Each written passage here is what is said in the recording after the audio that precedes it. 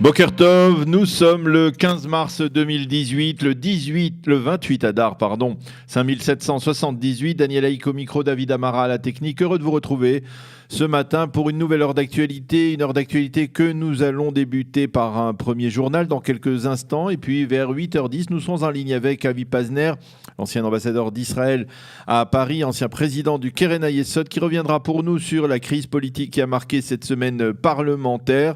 Ensuite, nous pourrons écouter l'entretien que j'ai réalisé hier soir à la Knesset avec le député du parti Koulanou, Eli Elalouf, président de la commission des affaires sociales, du travail et de la santé de la Knesset, qui lui aussi nous résumera ses conclusions autour de cette crise. C'est une interview qui a été réalisée donc dans la soirée, peu avant le vote du budget de l'État par la Knesset. Nous allons y revenir dans quelques instants. Vers 8h30, Eliana Gurfinkel nous présentera sa chronique Un jour, notre histoire. Vers 8h35, je vous présenterai la revue de la presse et des médias israéliens. Et vers 8h45, nous serons en ligne avec Dov Maimon, le docteur Dov Maimon, qui est chercheur à l'Institut de recherche pour le peuple juif auprès de l'agence juive.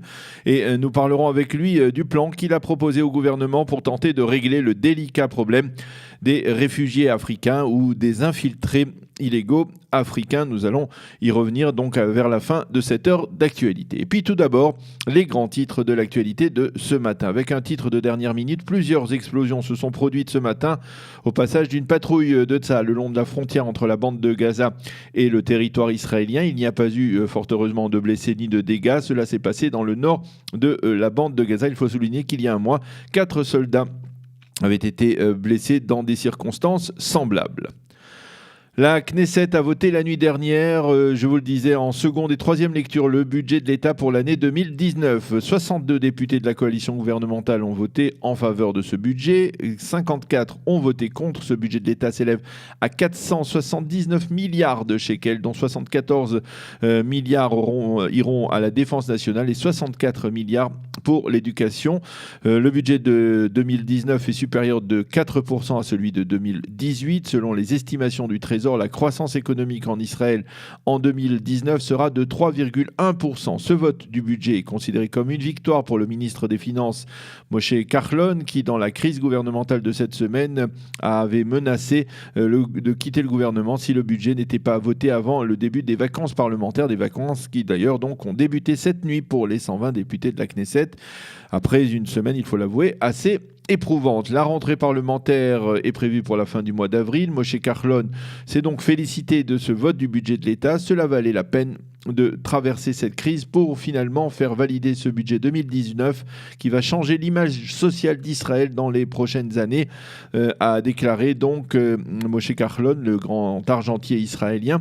Il faut souligner qu'il est très rare en Israël que le budget d'une année soit voté plus de 9 mois avant que celle-ci ne débute. À noter également que le Premier ministre Benjamin Netanyahou n'a pas participé au vote. Monsieur Netanyahou est en effet malade. Apparemment, il souffre d'une forte angine et d'une forte fièvre. L'une de ses conseillères nous a affirmé hier soir à la Knesset qu'il s'agissait de des contre-coups de la semaine politique difficile qu'il a traversée. Israël à la cote aux États-Unis. Un récent sondage révèle que 74% des Américains ont une opinion favorable de l'État d'Israël. Seul petit bémol à ce sondage, le fossé entre les républicains et les démocrates dans leur relation avec l'État hébreu se creuse. 83% des républicains ont une opinion favorable d'Israël contre 64% seulement des démocrates. Ce sondage a été réalisé par le célèbre institut Gallup. Les États-Unis se placent aux côtés de la Grande-Bretagne et soutiennent la décision de Theresa May d'expulser 23 diplomates russes en réaction à l'empoisonnement au gaz de l'ex-espion double Sergei Skripal et de sa fille à Salisbury il y a quelques jours. Hier, la chef du gouvernement britannique a annoncé la suspension de contacts bilatéraux entre Londres et Moscou après avoir constaté que la Russie n'avait, a-t-elle dit, fourni aucune explication crédible à leur empoisonnement.